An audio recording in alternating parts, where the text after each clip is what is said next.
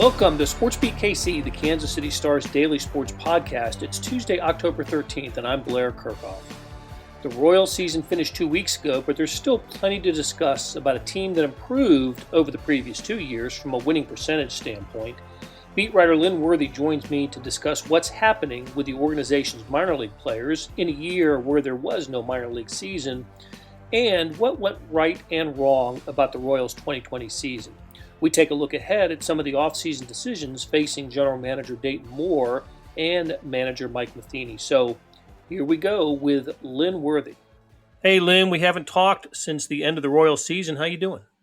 I'm doing all right, watching a little bit of playoff baseball and just trying to keep an eye out on what the future may hold for these Royals.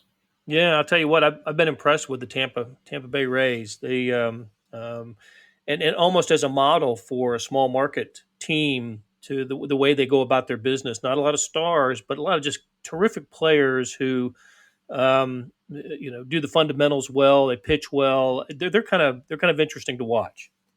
Yeah, and the pitching is the big thing to me. Just, throughout the playoffs, you've seen a lot of it, but Tampa Bay is definitely one of those teams where they've got a couple of starters that are, they're linchpins, and then the bullpen, they've got a lot of guys that can get used a lot of different ways, and seem to be able to, piece it together from night to night.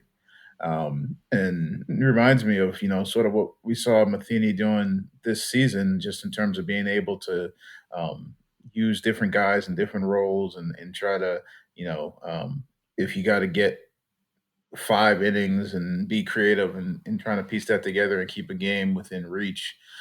You'd like to not have to do that in, the first month of the season, Right, but right, exactly. you'd like that to be more of a playoff thing. But yeah, I think that's, you know, um, just an example of how things can come together with a team that's not going to be able to go out and just buy free agents every offseason. Exactly. And the Royals are one of those types of teams. But the Royals are doing something. They're being proactive with their minor leaguers, which you wrote about today. There's a story posted on the Stars website today that you'll find in the show notes and, of course, on kansascity.com. Headline is Royals making most of chance to work with their minor leaguers and build toward the future. They are. It was such an odd place for baseball this year to not have minor league baseball. So the Royals are just seem to be doing what they can to create a minor league baseball environment, or have been really through the summer and now into the fall. Create the minor league baseball environment for its prospects. Over 100 of them. Tell us what the Royals are doing, what they've done, and what they're doing, what they hope to get out of this.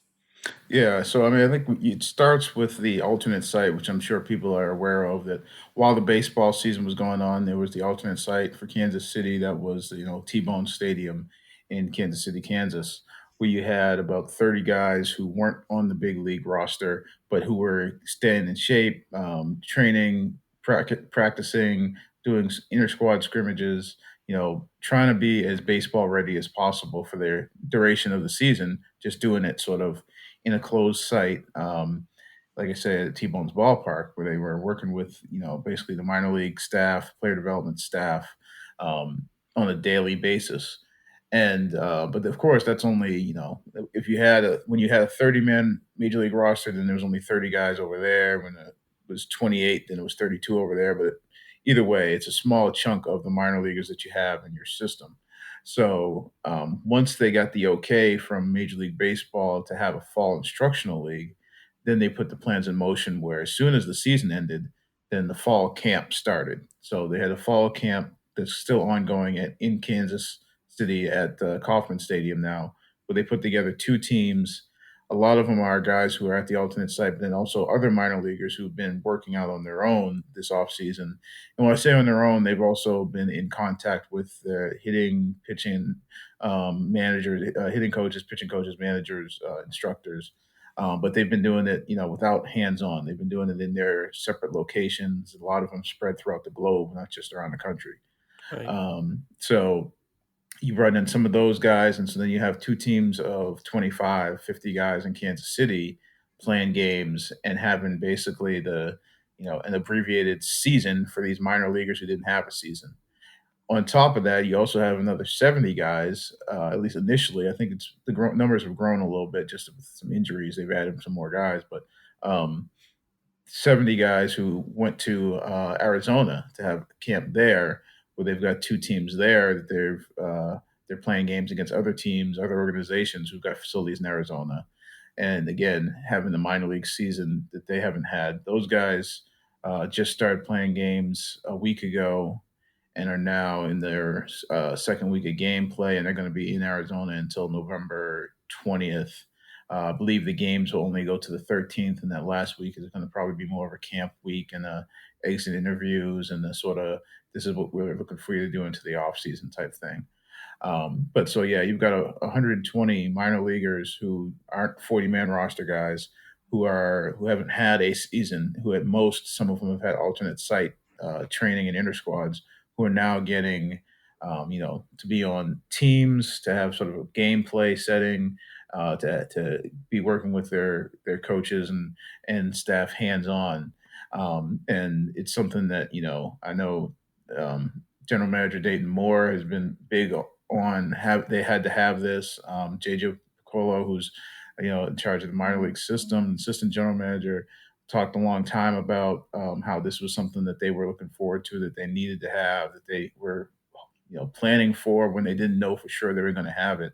And so now that's getting up and running. I thought one of the interesting quotes from Dayton, or one of his thoughts, was that throughout the country and throughout baseball, there were players of all ages in organized games. In the pandemic environment, maybe without fans and distanced and all the things that we were doing in the pandemic, but not minor league baseball players. There was no organized games for them over the summer, and so the Royals seem to be doing everything they can to continue their development in a way that's been disrupted for because of the pandemic and excuse me, and baseball's rules about minor league baseball now. It's just going to be it's just a different system going forward, isn't it? It's not going to be minor league baseball the way we knew it, with so many teams for each franchise.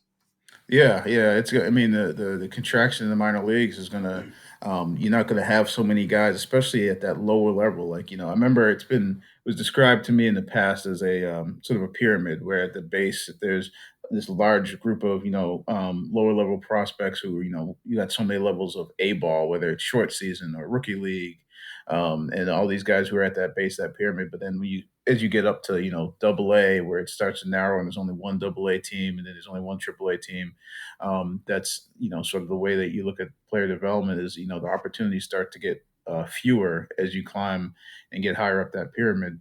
Well, the base of that pyramid is going to get smaller now, just because of the numbers shrinking, and there's not going to be so many short season teams. There's not going to be a lot of it's going to get done out of their spring training facilities as opposed to in actual leagues. So yeah, that's going to look a lot different. But this year, a lot of those guys just didn't. I mean, it didn't matter where you were on the pyramid. A lot of guys just didn't have any place to play this year. And when Dayton originally started saying that, it was Major League Baseball still hadn't given the okay to or given the signed off on what the minor league season was going to be, and Dayton was really frustrated at the time and sort of speaking out about the fact that, like, hey, they're playing baseball all over this country, and Major Right. League Baseball has a season going, and the minor leaguers are just sort of left out. So I think he was really speaking out of frustration and sort of saying, "Let's get this thing going here," because it wasn't until I believe it was the might even been September 1st when that memo went out reportedly to the major league team saying, yes, it's okay for the fall season, and this is what the stipulations are going to be. So all that time in between, minor leaguers didn't know what they were going to be doing. And I mean, as people probably know, Dayton Moore has a son who's playing college baseball, who so he's seen it firsthand, where there's college players who are out playing. And you talk to other people who are involved with baseball. They've got, children playing little league who were playing this summer, high school teams doing fall ball. Like there's a lot of stuff going on. Once you got past a certain point, Major League Baseball still wasn't hadn't given the sign off on what they were going to do for the minor leaguers. So I think there was a little bit of frustration and probably a feeling that they were dragging their feet. My words, not Dayton's, but Dayton was pretty adamant about what he thought. Yeah, and some of those thoughts are why some people want Dayton to be have a national position in baseball, right? Could even possibly be a commissioner candidate someday. He just supports the game in a public way, and is a champion really of baseball. So, okay, hey Lynn, let's take a break here. We talk about what we saw from the Royals this season and what the off season will be about for this organization. So we'll be right back. Hey, it's Blair. We have a special subscription offer for SportsBeat KC listeners, unlimited digital access to the Kansas City Star's award-winning sports coverage. Sign up now for 1 year of Sports Pass for access to all the sports news, features, and columns presented on the kansascity.com site, and it's only $30. That's a 40% savings off our regular rate. Your subscription will automatically renew after the initial term at $50 unless you tell us to cancel.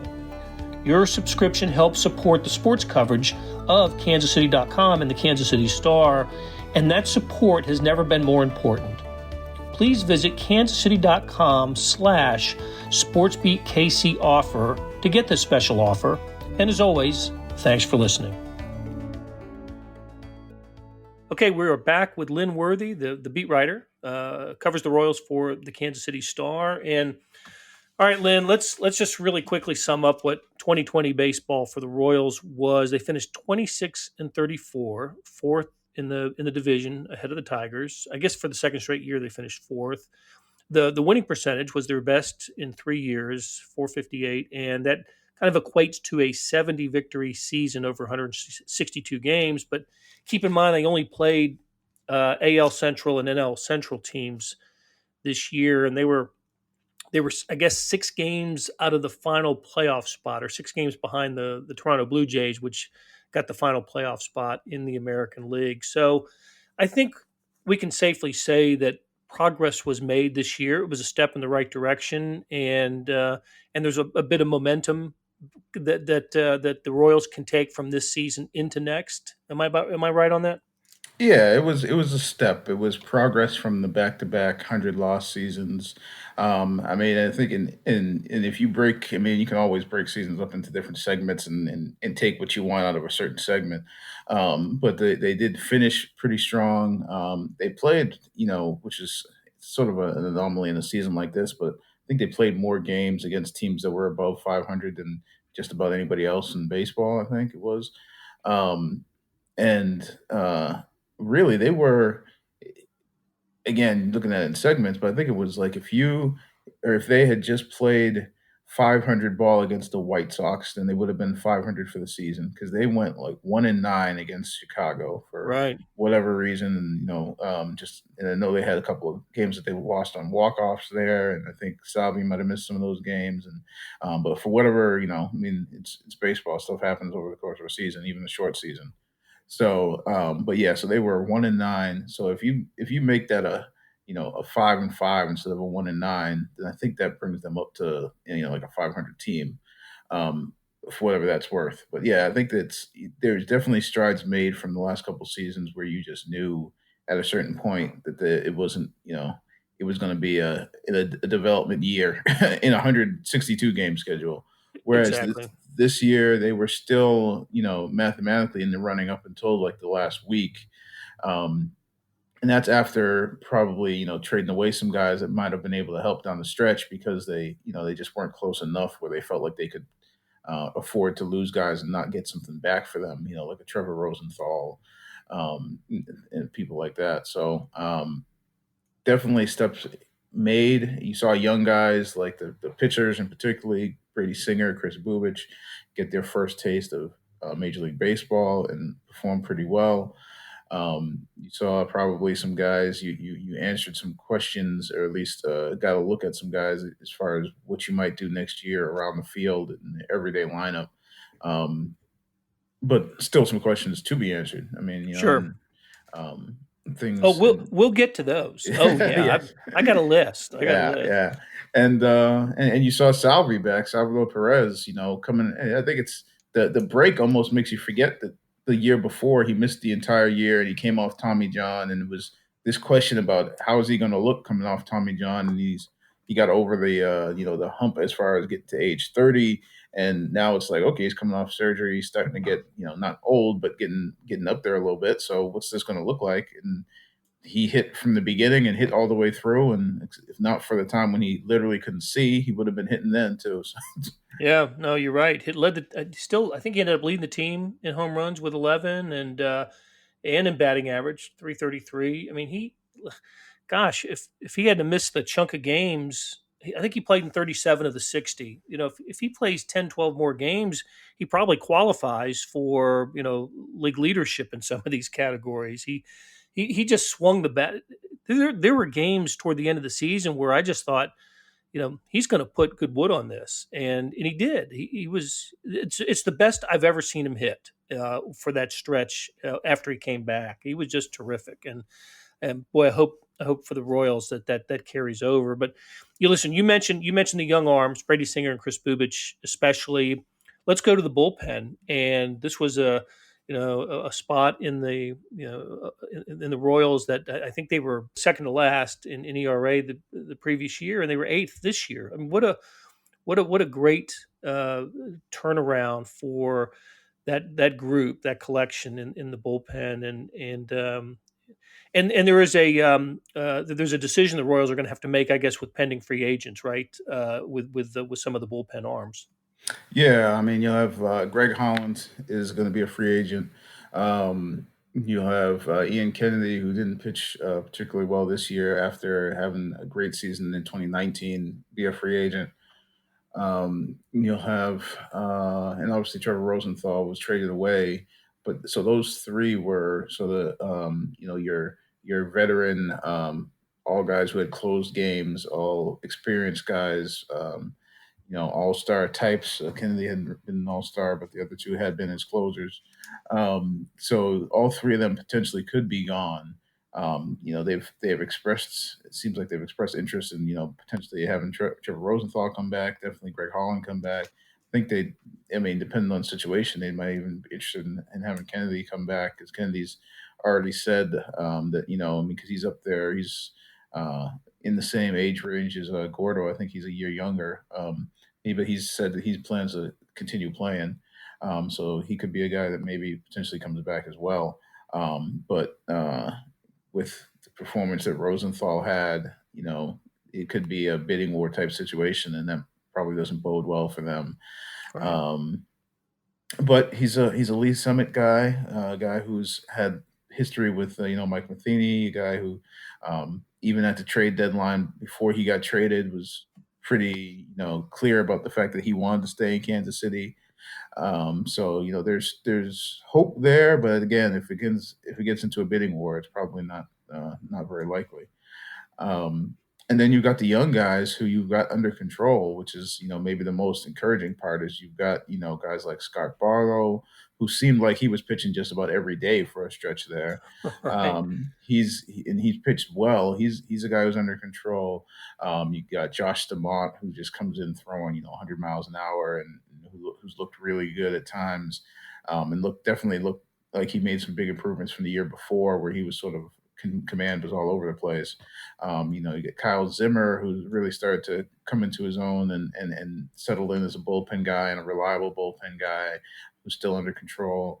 Tyler Zuber, rookie, looked really good at times. At times, had sort of those Greg Holland outings where he might put two guys on, three guys on, and then still get out of the inning. Yeah. And who's just in his first year. So I mean, there's other guys too. I mean, Jake Newberry's looked good at times. Matt Harvey, they sort of moved into the bullpen, but then he got injured. So, I mean, there's a lot of guys. Jesse Hahn looked really good.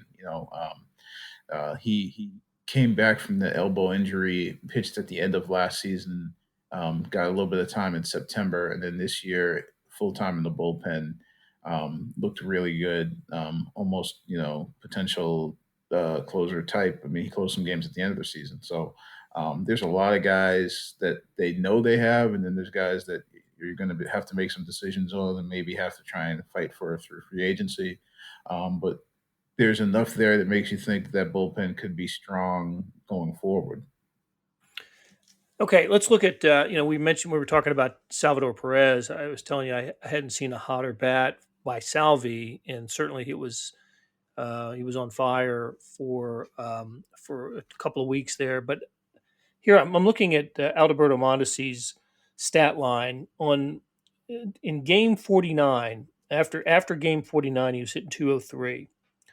After game 60, he hits 256. You talk about an incredibly hot bat. I think I saw a tweet by a stat freak after the season that Mondesi had either one of the greatest weeks of hitting in Royals history, and just in terms of batting average and numbers, the way he finished the season was so encouraging. But look, he got off to such a lousy start, and we were spent a lot of the season just wondering about him and was he going to, was he ever going to develop into the player we all expected him to? And then he showed in the last couple of weeks just what the potential is, and maybe even went beyond that a little bit. So, did the last couple of weeks really alter your perception of Mondesi, and and change the way you feel about him going forward? I mean, I don't think it changed my feeling of him, just because I think we all, or if you've been around long enough and and seen enough of him, you knew that that potential was there. You just weren't sure, you know, from how consistent he was going to be, which is always the question when you got a guy Right. who's shown the potential. Previously, I think the issue had been, is he going to stay healthy enough to show it? And so this year, health wasn't the issue; it was just the actual performance, or at least as far as we know, health wasn't the issue. I mean, we asked multiple times because obviously he came off of shoulder surgery that ended his previous season, and then rehabbed it, and then his spring training was sort of out of whack because he was working out in spring training, and he did some stuff on the field, even some like almost inner squad simulated game type stuff. But he never actually got into a game before they left Arizona. So he rehabbed and he took part in spring training, but he never played a spring training game. And then they had the 3 months off, and then came back for the spring training 2.0. And he never let that be an excuse. And we asked him about it multiple times, but he never really let on that that had anything to do with his timing or anything like that. Um, but so I don't think it changed seeing what he did late in the season, because I think we all knew he could do that. It still sort of leaves you with the question, because of the first half of the season, is where is he going to be on a regular basis between that Jekyll and Hyde that we saw this Right. year.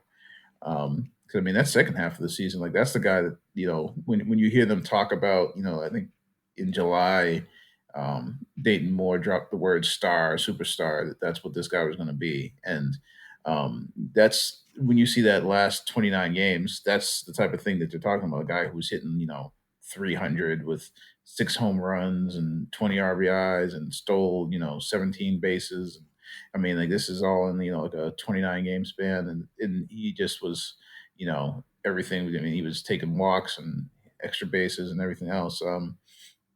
And the whole season, he did play really good defense. I mean, like, he made some plays when he was hitting, a buck 75, whatever. He made some defensive plays certain nights that made you stop and sort of be in awe. So, I mean, I think that maybe is the one consistent thing that you saw, was that defense that people talked about, and which is why part of the reason that they've called him a 5 tool guy. Um, but the offense, it's still, like I say, it didn't change. It just still leaves you with the same question, just in more of a stark contrast between the first 30 games and the last 29. Right. Right. Well, look, he's those the second half of the season was just phenomenal, especially the last, like I said, the last couple of weeks, and then that was look, it changed the Royals were headed for last place, and probably the a record that would not have been much of an improvement from a winning percentage over the previous year. But his heating up at the end, they ended up winning four of their last five and five of their last eight, something like that, and beating the Cardinals and the Tigers. So it made a big difference for the Royals when he played the way that he did.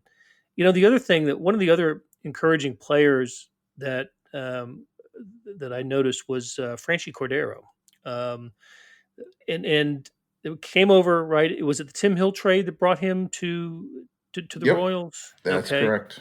and I'm thinking this might be the left fielder, the Alex Gordon replacement. Do you think the Royals are thinking that way? Yeah, he's definitely one of the candidates. He's when Dayton Moore was asked about that late in the season, I can't remember if it was at the end of the season or it might have been it might even have been when we were talking about Gordo's retirement and where they're going to turn after that. One of the first names off of his mouth was off of his lips was Franchi Cordero, and so and he's a guy who they've been interested in for a while, for multiple years, and I mean just athletically and in terms of just like tools. This guy is he's just an athlete and a guy who he's got power. He's got he's speed. He's above average in a lot of different categories. They feel like he's got a hit tool that still is developing. Um, the thing with him with San Diego is, you look and he's been one of their guys who's been one of the highly thought of prospect in years past. He just had injury issues that sort of derailed him and kept him from being consistent in the past. But they feel like he definitely can be a guy who, if he continues to make those strides, could be an everyday guy, maybe take over that spot in left field. Um, but again, this year with him, he's a guy that he got a little bit of a shot early in the season, and the results were sort of mixed. And then you come to find out that he had a hand thing, and they ended up having to do the hamate procedure, and so you didn't see him again until the end of the season. And then he looked pretty good at the end of the season. He had the game where he came out and hit two home runs, and I mean he hit Solaire type home runs. I mean these weren't Right, right. cheapies. These were and they were Crushed at him. Kaufman, yeah. And so it's one of those things where you wonder if it's going to be one of those guys who's always sort of giving you those peaks at what he could be, and then is he going to have injury issues, which they see in the past, or is he going to be consistent? But there's definitely a lot there to be at least excited about the potential of what he could be. Okay, so what do you think? What are the big questions for the Royals? What issues do they need to solve going into next season? I'm not sure that people will look at next season as a playoff potential team, but just to keep the team on the right track and to continue to see them develop and make progress. Where do the Royals need to improve? Well, one thing that will be interesting to see is do they decide that Whit Merrifield is finally an everyday outfielder as opposed to the guy who gets moved around? And that question, something I'd written about a couple of weeks ago, is gonna rely on a couple of things, partially on Mondesi, because if Mondesi can hit consistently, then you can afford to have Nicky Lopez, whose hitting is sort of lagged behind where it's been in the minors, but who's been really good, who's been tremendous defensively. Right. You can afford to carry him, even if his bat is maybe scuffling a little bit. If Mondesi's doing what he did at the end of the season, then it doesn't Nicky's bat doesn't really matter as much as long as he's giving you high caliber defense, and then that gives you that Salvi, Nicky, Mondi up the middle defense that you'd love to have in baseball. That up the middle, and those three are that's as far as a shortstop, second base, catcher. That's a heck of a group right there, just based off what they've been able to do defensively. Um, if that's the case, then you can say, okay, well, what's going to be an everyday outfielder, and maybe you put him in right field, and Hunter Dozier played a lot of first base down the stretch, and then that's you get yourself more of almost a set lineup. Whereas the last couple of years, we've seen a lot of guys sort of moving in and out of spots and playing multiple positions as opposed to having set positions. Um, but if Mondi is going to do what he did in that first half of that season, then they're going to probably be saying, well, we need every bit of offense we can out of these positions, and that means that Witt's going to be playing more second, and then you got to figure out what else you got for options in the outfield.